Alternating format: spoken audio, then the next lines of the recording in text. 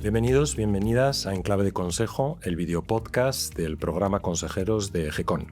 Soy José María Palomares y hoy vamos a hablar de un tema verdaderamente muy interesante. Vamos a hablar nada más y nada menos que de propósito. Propósito desde el Consejo de Administración, para saber hasta qué punto este es un elemento que permea, ¿no?, en los debates que se producen en el Consejo y que sirven también de eje tractor en las decisiones y en sus estrategias, las estrategias de gobierno corporativo. Para hablar de este tema tan interesante y que estoy seguro de que os va a encantar, pues contamos con dos expertos, dos profesionales de primerísimo nivel. Tenemos con nosotros a Ana Palencia, que es CEO de Nexus Governance Partners. Gracias, le he pedido que me lo dijese bien para que lo pudiese pronunciar adecuadamente. Muchas gracias por estar con nosotros, Ana, bienvenida. Muchísimas gracias, un auténtico placer estar aquí. Y Ana, además, tenemos que decir que es miembro del programa Consejeros de GECON, así que en el fondo estás aquí en tu casa. Estamos los dos, estamos en nuestra casa. Muchas gracias. Y alguien que seguramente tendremos pronto también, le podremos decir que es nuestra casa, es Juan Vázquez, que es CEO del grupo Turgalia. Bienvenido, Juan, un placer tenerte también aquí. El placer es mío. Gracias. Vamos a hablar de algo que además yo sé que a ti te mueve especialmente, ¿no?, que es el propósito. Y que además, las entrañas. De alguna manera, efectivamente, está muy presente en tu toma de decisiones y en, bueno, pues distintas opciones que has ido tomando vitalmente, ¿no?, y profesionalmente.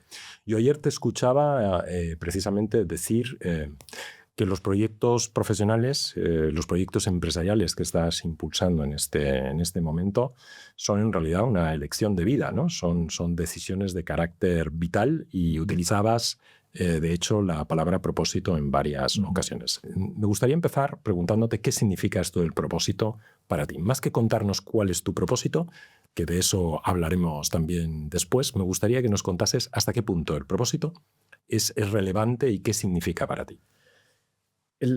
Para nosotros el propósito realmente es el proyecto. Es decir, yo creo que hay compañías en las que nacen y luego se establece un propósito, y nuestro proyecto es al revés. Es decir, para nosotros está primero el propósito como eje transversal a todo lo que hacemos. Después han nacido las compañías o los proyectos, ¿no?, que se están creando en base al propósito. Es decir, para nosotros es fundamental.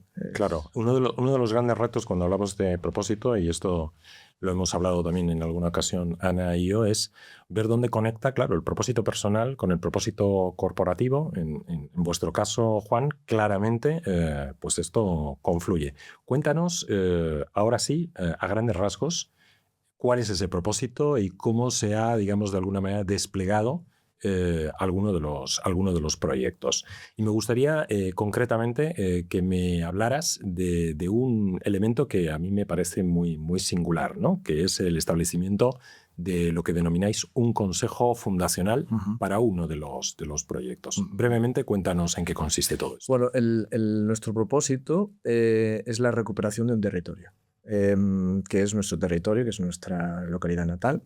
Se llama Quiroga, es un pueblo del interior de la provincia de Lugo, un pueblo de 3.000 habitantes que ha vivido pues la situación que han vivido la España vaciada. Es decir, no hace falta hablar de diagnósticos porque ya los tenemos.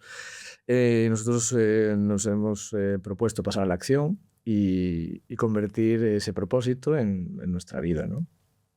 En torno a eso pues está todo el grupo que tiene diferentes actividades, pero todos los proyectos que se desarrollan en el grupo tienen un fin que es generar capital para nuestros proyectos en el territorio, ¿no?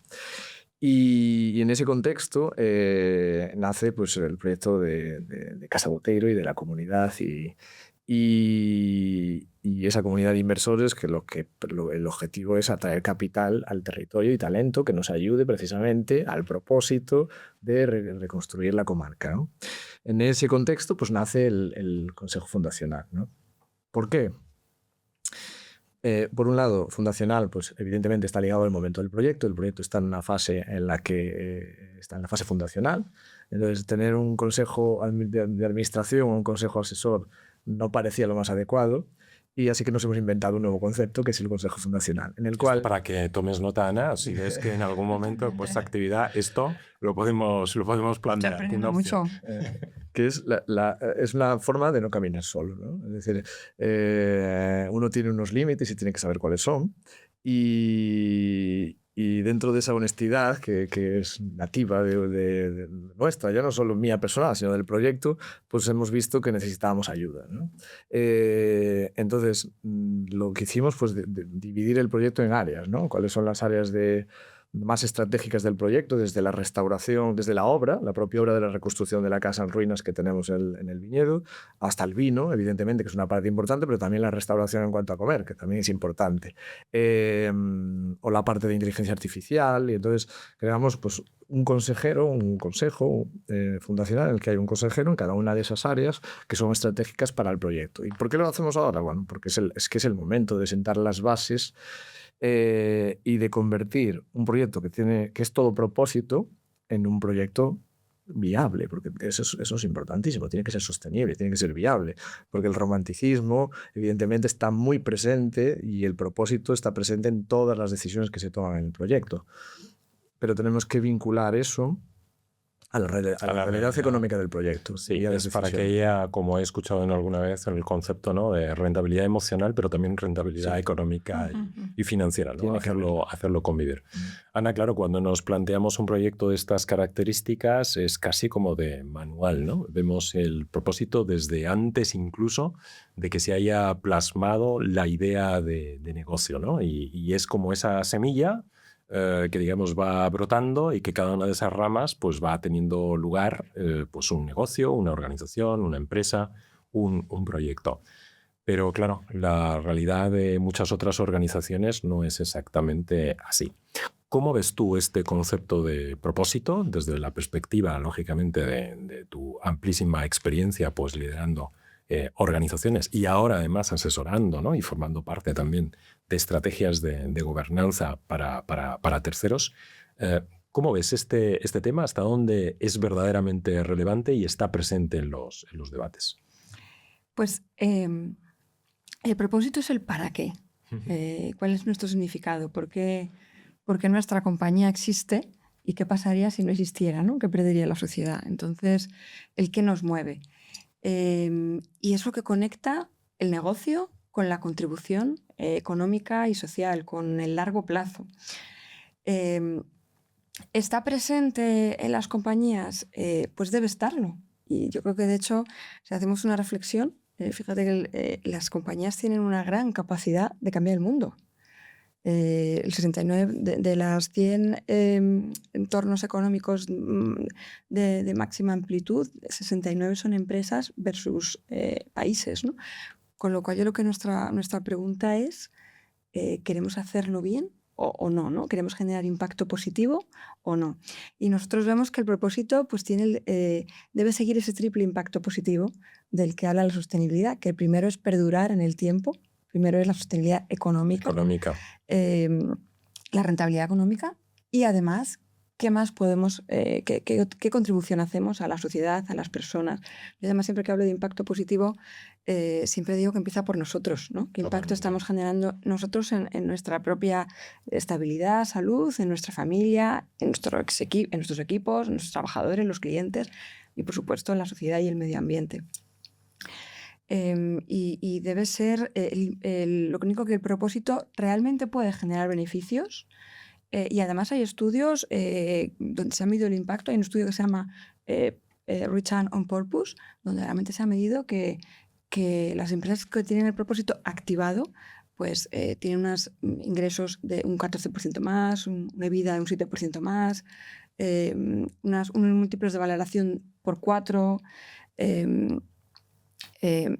Pero para eso pero sin embargo, se Ana, tiene que activar. Claro, esta es justo la clave. Hay un estudio que yo suelo utilizar mucho en mis charlas y en mis conversaciones sobre este tema, que es de Harvard, de la profesora Rebecca Henderson, que dice que las compañías más productivas, su estudio indica que precisamente son purpose-driven, ¿no? Están orientadas o conducidas o dirigidas desde el propósito. Vale, pues lo sabemos, tenemos las evidencias, ¿no? Y sin embargo, ¿por qué tengo yo la impresión de que la mayor parte de los ejercicios de propósito que se hacen en las organizaciones se quedan en eso, en un ejercicio de propósito. Por una parte, se producen como dos tipos de ejercicio. O bien un ejercicio de propósito como un elemento exclusivamente de posicionamiento de marca, que no está mal, que utilicemos el propósito como elemento de posicionamiento de marca, pero claro, tiene que haber luego más cosas, ¿no? O bien directamente se hace un ejercicio profundo, verdaderamente, de identificación del propósito, porque yo sostengo, fíjate, en eso Juan te retaría, ¿no? Que todas las organizaciones de alguna manera tienen un propósito. Otra cosa es que hayan hecho el ejercicio de tangibilizarlo. Otra cosa es que lo tengamos claro, ¿no? Entonces, en ese segundo caso hay organizaciones que hacen el ejercicio de identificar el propósito, pero luego, ¿qué pasa? Y esto es lo más habitual, ¿no? Que se quede en un statement, en una frase inspiradora, pero que no se active. Y para activarlo, pues hay que incorporarlo en la estrategia de la compañía. Hay que incorporarlo, ¿Cómo hacemos eso? Hay que incorporarlo en la gobernanza. Y esto pasa por tratar el propósito como un activo estratégico que se tiene que medir y que se tiene que integrar en la estrategia, en la cultura, en los incentivos y en la toma de decisiones, ¿no? Yo puedo contarte que, por ejemplo, en la empresa de consultoría de sostenibilidad que estuve dirigiendo, pues estuvimos tratando el propósito. En primer lugar, es clave el definirlo involucrando a las personas, ¿no? Porque todos tenemos un propósito interno que yo creo que es muy relevante que lo trabajemos, que entendamos cuál es nuestro ikigai, dónde somos los mejores, dónde además el mundo necesita lo que hacemos mejor, dónde tenemos más habilidades, dónde nos pagan por ello, qué nos mueve, qué nos llena, y que esté alineado nuestro propósito con el propósito de la compañía. Creo o por lo menos que la compañía te dé espacio para poder desplegar tu propósito. Para poder desplegarlo y para exactamente, ¿no? Porque si no, siempre va a haber una desalineación interna, con lo cual es muy importante involucrar. Y nosotros, por ejemplo, por ponerte un ejemplo práctico, entendíamos en una consultora de sostenibilidad que teníamos un propósito que tiene mucho que ver con el triple impacto también, ¿no? Entonces, bueno, pues había personas que consideraban que la parte económica no era sostenible y tenían una fricción interna. Entonces, bueno, pues eso hay que trabajarlo, hay que hablarlo, hay que entender qué hay ahí. Y incluso a veces hacíamos sesiones de mentoría, de coaching, etcétera, juntos para entender, bueno, pues para intentar alinear, ¿no?, el propósito. Y una vez que se define, y esto responsabilidad también del consejo, esa supervisión, se debe hacer que las líneas prioritarias, que los objetivos, que los incentivos, que los bonus, que el reporting esté alineado con ese y que se tomen decisiones así. Nosotros lo que hicimos fue que todos los objetivos, reporting, etcétera, tuvieran la misma estructura, que teníamos 4 grandes pilares que estaban vinculados con declinamos el propósito en 4 grandes pilares. Y yo creo que lo que fue clave, además de alinear al equipo y de involucrarle, el tener un toolkit de preguntas de si cumplimos el propósito o no. Y cuando tomábamos una decisión o cuando alguien planteaba un proyecto, etcétera, tenía que pasar por ese filtro, por esas preguntas, ¿no? Claro. Sobre esos 4 declinaciones del propósito, de si cumplía o de si no cumplía en nosotros y nuestros clientes. Y yo creo que eso fue un factor determinante en que empezó a incorporarse de manera realista. Son dos elementos muy interesantes. Por una parte, digamos, no solo tangibilizar el propósito de manera clara y además tener indicadores para estar seguros de que vamos por el camino adecuado, ¿no? Pues por qué no incluso plantearnos un cuadro de mando del propósito. Y segundo, la prueba del algodón, ¿no? Utilizar el propósito como filtro, ¿no? Es donde verdaderamente luego en los comportamientos corporativos del día a día, en cuando las decisiones hay que tomarlas, verdaderamente vemos si ese propósito aparece ahí. El cuadro de mando es clave porque nosotros declinamos el propósito en función de los objetivos de negocio, con lo cual nuestro cuadro de mando eran los 4 objetivos vinculados con el propósito. Entonces ese cuadro de mando es muy importante y hacer ese seguimiento y que el equipo pueda conocer cómo vamos, pueda conocer dónde estamos y hacia dónde tenemos que llegar y el plan para conseguirlo. Juan, me interesa mucho tu punto de vista. Bueno, porque ha quedado claro cuando nos explicabas, digamos, las características de tu proyecto, que el propósito desde luego está muy presente. Pero claro, el propósito se pone a prueba casi siempre en momentos de dificultad. Esto es la realidad. Hace poco escribía yo un artículo sobre ese punto, ¿no? Que es cuando los números aprietan, pues ¿qué hacemos con el propósito? Y muchas organizaciones pues deciden tomarse, digamos, una pausa de propósito y esto genera muchas fricciones y genera muchas desalineaciones.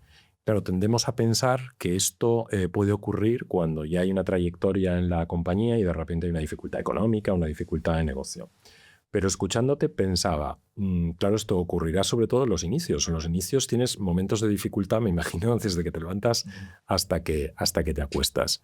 ¿Cómo manejas tú este contexto, tú y las personas que te acompañan en el proceso? ¿Y cómo te aseguras que las personas que te acompañan en el proceso están verdaderamente alineadas y conectan con ese propósito y toman decisiones ahí? Yo creo que precisamente en los momentos así es cuando el propósito adquiere más valor, porque realmente es lo que mantiene alineada a la compañía o, digamos, al consejo, e incluso a los equipos alineados con el propósito. Entonces, quizás un problema económico retrase alcanzar el punto final, ¿no? La meta, pero nos va a mantener alineados a pesar de las dificultades. Luego, si el propósito es real y es coherente, yo no veo, o sea, no hay motivo para pensar que una dificultad económica tenga que cambiar el propósito. Si un problema económico cambia el propósito, quiere decir que el propósito no era coherente con la compañía, ni con los objetivos de la compañía, ni hacia dónde queremos ir, ni qué queremos ser, ni nada de esto. Entonces, si eso pasa, el propósito posiblemente pues, estuviera creado de una forma artificial. Sí, no ha habido honestidad, ¿no? En ese proceso. Claro. Entonces, en momentos de dificultades, pues es cuando todo el mundo tiene que estar preguntándose lo que está pasando, lo que vamos a hacer con esta situación está alineada con el propósito. Es decir, esta acción, esta decisión que vamos a tomar sigue alineada con nuestro propósito. Y esto se tiene que preguntar en el consejo. ¿Quién lo tiene que preguntar? Bueno, pues habrá que asignar a personas dentro del consejo que sean como, no sé, pues... Los que están tocando la moral, por decirlo de alguna manera. No, esta decisión está alineada con nuestro propósito. Y independientemente de que esta es una situación complicada y tenemos que tomar una decisión difícil, aún así, esta decisión difícil está alineada con nuestro propósito. ¿Es coherente? Sí, no. Y si lo es, evidentemente hay que tomarla. Claro. La mejor manera de saber si efectivamente el propósito funciona es cuando está presente en las conversaciones a todos los niveles, ¿eh? Porque claro, nos estamos hoy concentrando y centrando en el Consejo de Administración porque para esto hemos venido a hablar, ¿no? Pero también tienen que producirse en esas conversaciones en las que se está muy alejado del equipo directivo, ¿no? O del órgano de gobierno corporativo, en la cotidianidad, ¿no? de la relación, por ejemplo, con los clientes o con las operaciones, ¿no? Que esto esté verdaderamente presente. Bueno, en principio, si seguimos la lógica y recordamos, ¿no?, que la definición de la estrategia es una competencia indelegable del Consejo de Administración, pues parte precisamente de esa definición de la estrategia. Yo diría que uno de los fundamentos es precisamente la identificación y la activación del propósito. No sé cuál es tu experiencia, Ana, y me gustaría que nos la contaras en tu interacción con otras compañías, hasta qué punto esto verdaderamente ocurre. Porque desde luego en mi experiencia directa, que tengo la suerte de poder pues trabajar con muchas empresas de muchos tamaños, de esto se habla poco. Es verdad que hay otros conceptos, digamos, que están como cerca, ¿no? Cuando se habla de principios, de valores, pero nos quedamos ahí en una capa tan elevada, iba a decir superficial, pero digamos por fijarla, ¿no? Mentalmente dónde está, no porque sea un tema superficial, que es más bien todo lo contrario. Pero tengo la impresión de que se habla poco de este asunto y que nos estamos perdiendo ese potencial, ¿no?, que estábamos viendo con todos esos datos que compartíamos. ¿Cuál es tu experiencia en el día a día con otras organizaciones? Pues cuando empezamos trabajando con un consejo y viendo cómo podemos ayudarles a mejorar el gobierno corporativo y el largo plazo, asumiendo que ellos son obviamente los garantes del largo plazo, con lo cual el propósito es clave dentro del consejo.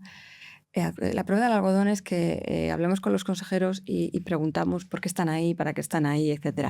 Y cuando hay una disparidad de opiniones, pues ahí está claro que el propósito, haya o no haya, no está incorporado en los consejeros ni a la toma de decisiones. Entonces, yo creo que antes te comentaba un ejemplo, porque éramos una empresa de sostenibilidad que trabajábamos precisamente en esto internamente y con nuestros clientes, ¿no?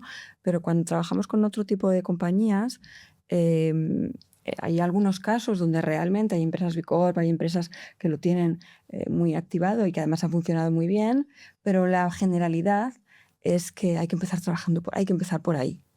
Hay que empezar por ahí. Y cuando se empieza por ahí, ¿cómo es ese proceso de descubrimiento? Porque al menos en mi experiencia personal se empieza con bastante distancia, poniendo, digamos,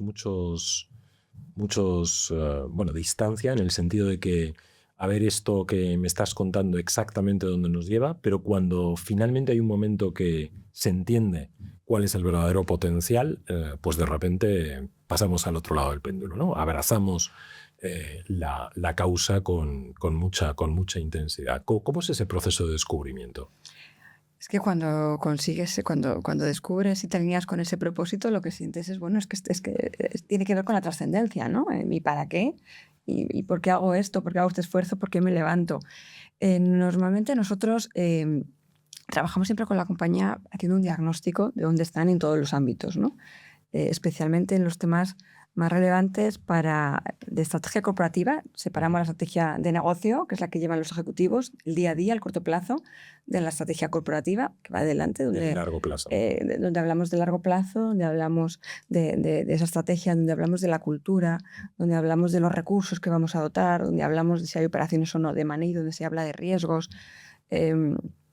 Y antes de poder, y una vez que hemos visto dónde estamos a nivel de diagnóstico, vamos co-creando, y en función de ese diagnóstico y en esa co-creación se trabaja en todos estos ámbitos partiendo del propósito y viendo cómo, qué decisiones se toman de M&A, qué inversiones y desinversiones se hacen en función de hacia dónde vamos y de cuál es nuestro propósito y de cuál es nuestro largo plazo, qué recursos se asignan para qué tipo de proyectos, si están o no priorizados y alineados con el propósito. Entonces, todo nuestro trabajo de consultoría es ir trabajando a nivel de estrategia corporativa en este camino y luego con una metodología que son las metodologías que utilizamos en Nexus, donde hablamos de 6 palancas de valor, que son principalmente cuáles son los objetivos del consejo, cuál es la estructura adecuada para el consejo, cuáles son las funciones que debería tener, con qué metodología, con qué personas y con qué liderazgo. Y en todas esas decisiones lo hacemos midiéndonos en función del propósito. Hablemos un poquito de liderazgo y de otro tema que yo quería introducir pensando precisamente en el proyecto o en uno de los proyectos que tú lideras, Juan. Claro, cuando una organización como la vuestra nace pues con ese sentido, ¿no?, que habíamos planteado y con un alineamiento prácticamente total, 100%, entre tu propósito personal y el de la compañía, claro, es importante que según vais creciendo, según vais incorporando elementos, personas, ecosistema, nuevos grupos de interés, claro, hay que hacer un esfuerzo por asegurarnos de que ese propósito sigue vigente, generar incluso hasta rituales, ¿no?, que nos ayuden a recordar de manera habitual para qué estamos aquí, cuál es el valor añadido, cuál es el impacto que queremos generar. ¿Cómo hacéis vosotros esto en el grupo Turgalia en general? O podríamos hablar del caso Casa de Outeiro, pero casi te diría que en el grupo Turgalia, por aquello de que, digamos, es un contexto todavía más amplio donde tiene, digamos, muchas ramas, donde estáis haciendo actividades de todo tipo. Por una parte, ¿cómo hacéis esto? ¿Qué rituales, si es que podemos llamarlos así, ponéis en marcha? Y luego me gustaría que nos hablases de cómo gestionáis grupos de interés singulares, ¿no? Porque habitualmente en las organizaciones los grupos de interés tenemos nuestros profesionales, nuestros clientes, nuestro consejo, nuestros accionistas, pero claro, tú tienes ahí un ecosistema de futuros inversores donde me consta que además hacéis también un trabajo impresionante de conectarlos precisamente con esa rentabilidad emocional que decíamos antes. ¿Cómo lo hacéis? Para nosotros es a diferencia de otras compañías, y evidentemente sin desmerecer ninguna compañía, no vaya por delante, para nosotros el propósito es nativo. Entonces, como es nativo y además somos una compañía pequeña, todos nos conocen. Entonces, siempre que hay una intervención, siempre que tenemos que hablar con nuestros trabajadores, siempre que tenemos que hablar con nuestros equipos, siempre que se toman decisiones, siempre estamos repitiendo y repitiendo cuál es nuestro propósito. Pero no de una forma de repetición, no lo repetimos porque hay que repetirlo, lo repetimos porque nos sale de dentro. Entonces, yo no sé si todas las compañías pueden llegar a este punto, ¿no? Y que además luego, si hay un consejo, que todo ese consejo esté alineado con ese propósito y que además lo repliquen ellos, ¿no? Y que vayan siempre con esos ojos brillantes y con la ilusión a hablar con todo el mundo, con proveedores, con trabajadores, con socios, con partners, bueno, con todo el mundo, ¿no? Entonces, siempre, para nosotros, siempre está presente, incluso en documentos, ¿no? Documentos internos, pues siempre hay frases, siempre hay detalles, siempre estamos en eso, ¿no? Y luego, en el caso de...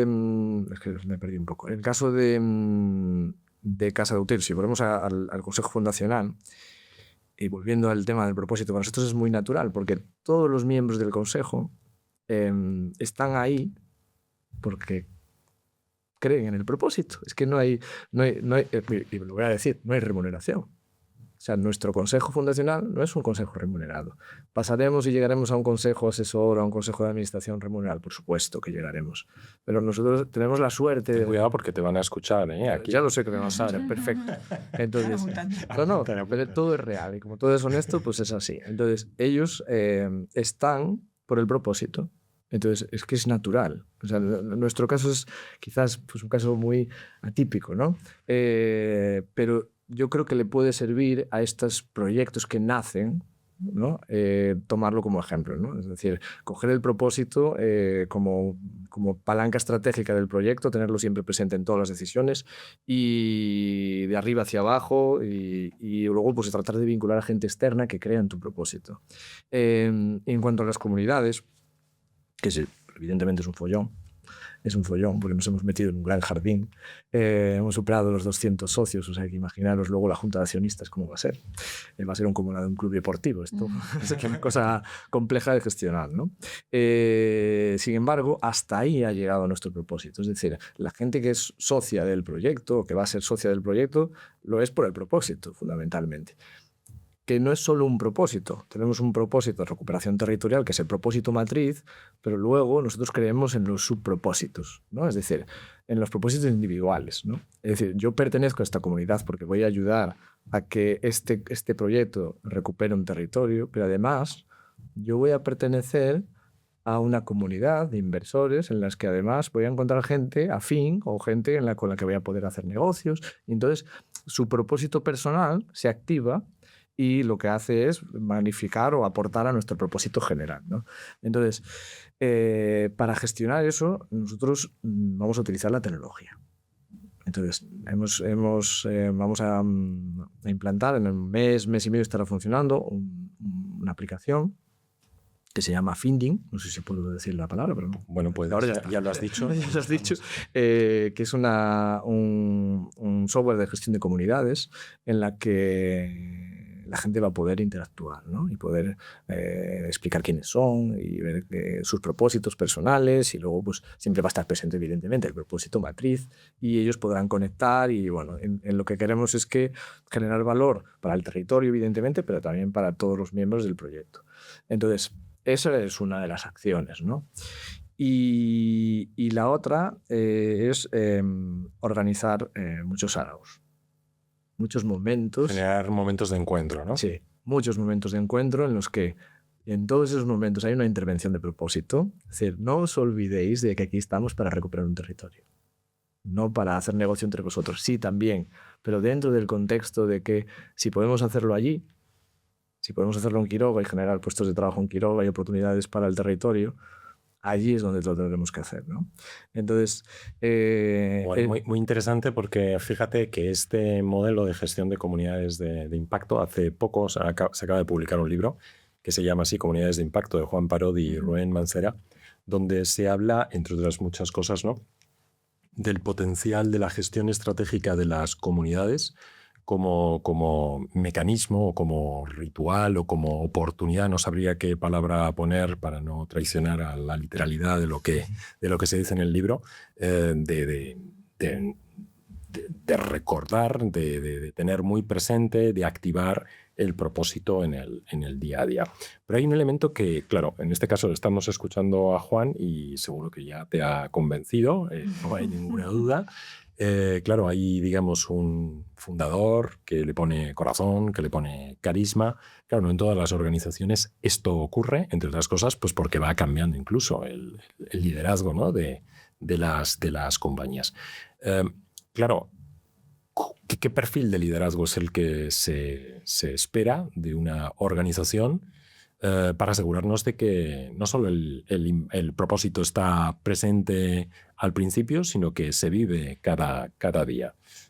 ¿Qué retos desde el punto de vista del liderazgo observas tú que podemos llegar a tener? Bueno, pues el liderazgo es clave. Al final en el consejo puede ser una figura de presidente, figuras de coordinador. Y lo primero es que estén alineadas con su propósito, recordando lo que decíamos antes, y que nos ayuden a conseguir que el consejo trabaje de manera colegiada.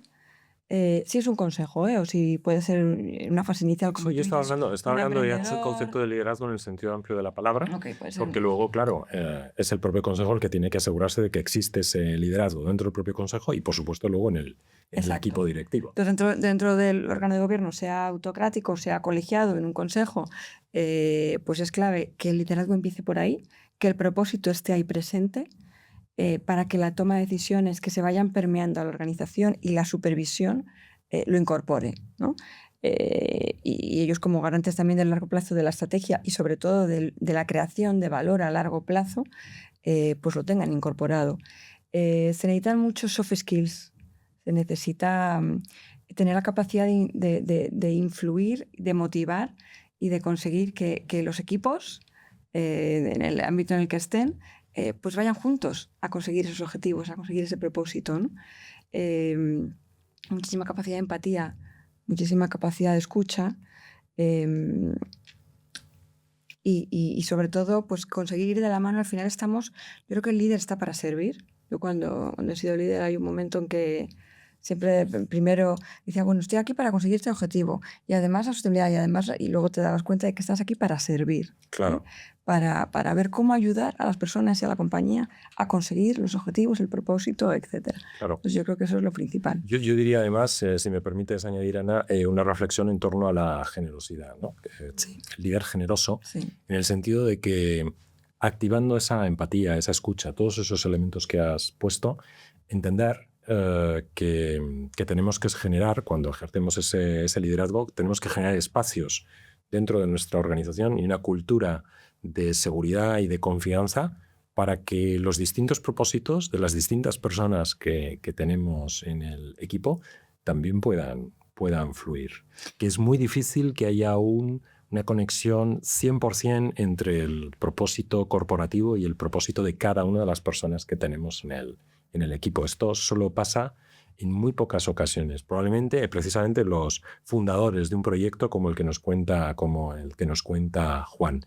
Pero luego los propósitos individuales de cada uno son muy dispares. Pero en la medida que tú des espacio y generes, insisto, una cultura de confianza donde pues cada uno pueda dar su mejor versión, este tópico que se dice, pues verdaderamente tendremos la posibilidad de que haya un enganche, ¿no? Y una conexión. La seguridad emocional es básica, gracias. Y yo, de hecho, siempre digo que hablamos mucho de retener talento y de traerlo, pero luego nuestro objetivo es conseguir que se exprese, que den lo mejor de sí en la organización.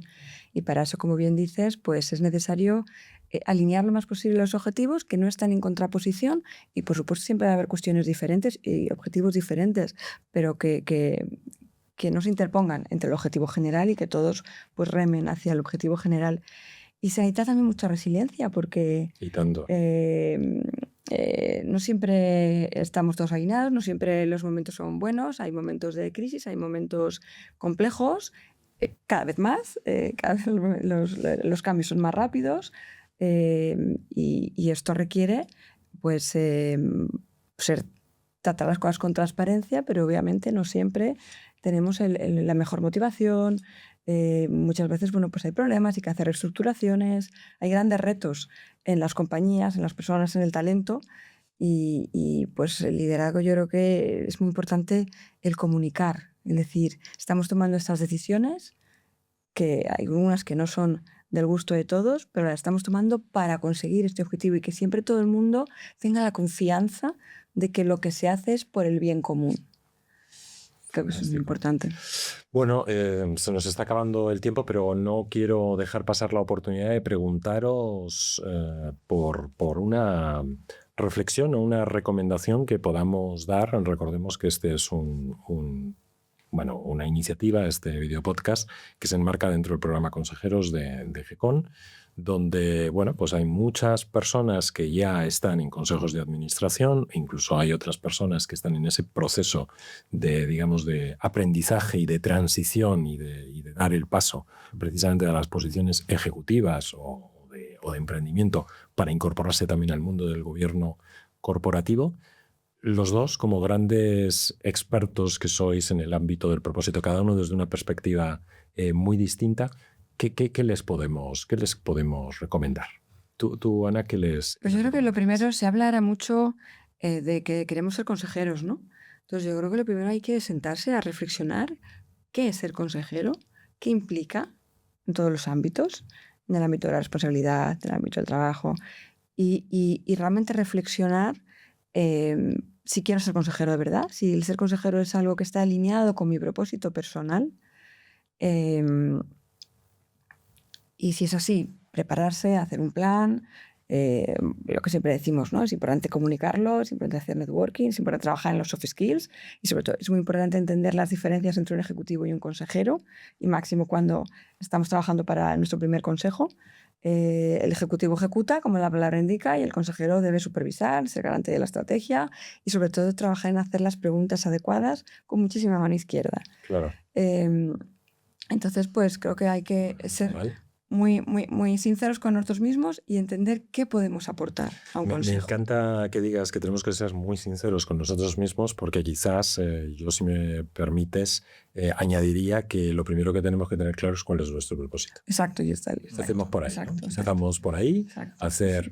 Y además, en un ejercicio de liderazgo, uno tiene que empezar por el autoliderazgo, por el autoconocimiento, y hacer un ejercicio profundo de identificación de cuál es nuestro propósito. Porque ahí sí que garantizo a todas las personas que nos están viendo y que nos están escuchando que todo el mundo tenemos un propósito. Cosa distinta es que hayamos hecho la reflexión, o cosa distinta es que después de la reflexión hayamos sido capaces de tangibilizarlo en unas cuantas palabras. Pero ese ejercicio, sobre todo con un cierto nivel de madurez personal y profesional, es importante hacerlo. Y después, claro, a partir de ahí, pues desde luego hacerte esa pregunta, que además te diré, Ana, que ha sido muy repetida varias veces a lo largo de estos capítulos que llevamos de Enclave de Consejo, porque a veces se acerca uno a este mundo pues con falta de información, sin haber hecho esta reflexión. No, igual que decimos en las compañías que el propósito hay que activarlo, nosotros a nivel personal tenemos que tomar decisiones, elegir qué trabajo o qué proyecto hacer, priorizar en función de nuestro propio propósito. Claro, lo que pasa es que identificar el propósito requiere también un grado de valentía, porque una vez que lo has identificado, como luego no seas coherente y consistente con él, pues puedes generarte mucha frustración, ¿no? Y lo peor que puede pasar es estar en la vida frustrados. Juan, ¿tú qué nos recomiendas, siendo como eres un auténtico maestro del propósito? A ver, yo si hablamos de gente que quiera ser consejero, yo creo que, por ejemplo, en ese caso, que luego vuelva a la parte de propósito, ser consejero no es algo, es algo que suena muy bien, sí, pero que tiene unas responsabilidades muy importantes desde el punto de vista jurídico, además. Entonces, ahora está muy de moda eso de soy consejero, ¿no? Pero bueno, el que quiera dedicarse a ser consejero debería de prepararse, ¿no? Entonces, bueno, hay programas en los que uno puede acceder a la formación necesaria para saber que ser consejero es una responsabilidad muy grande. En cuanto al propósito, un consejero, yo creo que lo que tiene que hacer es buscar la verdad y procurar y ayudar a que los líderes de una compañía o un consejo, que no haya ninguna distancia entre lo que se dice que se va a hacer y lo que se hace. Coherencia y consistencia, ¿no? Eso para mí es fundamental, porque entonces ahí es cuando empieza a romperse cosas, ¿no? Se quiebra la confianza y una vez que se ha roto, además es muy difícil volver luego a coserla, ¿no? Yo si tuviera que tomar una decisión o de alguna manera seleccionar en el futuro, con ayuda de otras personas, pues a los miembros del futuro Consejo de Administración del proyecto, pues buscaría personas que estuvieran muy pendientes de la honestidad, muy pendientes de la verdad, de la coherencia y de que las decisiones que se toman pues, van ligadas 100% al propósito. Fantástico, pues con esa reflexión, Juan, que me encanta, no solo porque es bonita, sino porque creo que además verdaderamente debe estar muy presente en el tema de conversación que tenemos hoy, ¿no? Que es cuál es el rol de los consejos de administración a la hora de identificar y activar el propósito, cuál es el rol de las personas que conforman este órgano colegiado. Este es un elemento que tiene que estar, ¿no? en la base de las decisiones. Pues decía que con esta llamada, ¿no? A la honestidad, a la verdad, a la coherencia, a la consistencia y a ese ejercicio también de autoliderazgo y de dotar también de coherencia interna con tu propósito personal, pues vamos a dejar este capítulo porque se nos ha terminado el tiempo. Bueno, he disfrutado muchísimo de esta conversación, hablando de mi tema favorito en el mundo, con dos personas que conocen muy bien y que además viven día a día precisamente el propósito. Juan Vázquez, Ana Palencia, ha sido un auténtico placer conversar con vosotras. El placer es nuestro. Gracias. Muchísimas gracias. Gracias. Y a todos nuestros oyentes, a nuestra audiencia, pues también muchas gracias por acompañarnos en este nuevo capítulo de En Clave de Consejo, el videopodcast del programa Consejeros de GECON. Y os animamos, como siempre hacemos, a suscribiros para estar atentos, ¿no? A las novedades. Suscribiros en la plataforma por la que nos estéis viendo en este momento. Así pues tendréis la seguridad de que os enteraréis de las novedades que tenemos, muchas todavía por venir. Muchas gracias y hasta pronto.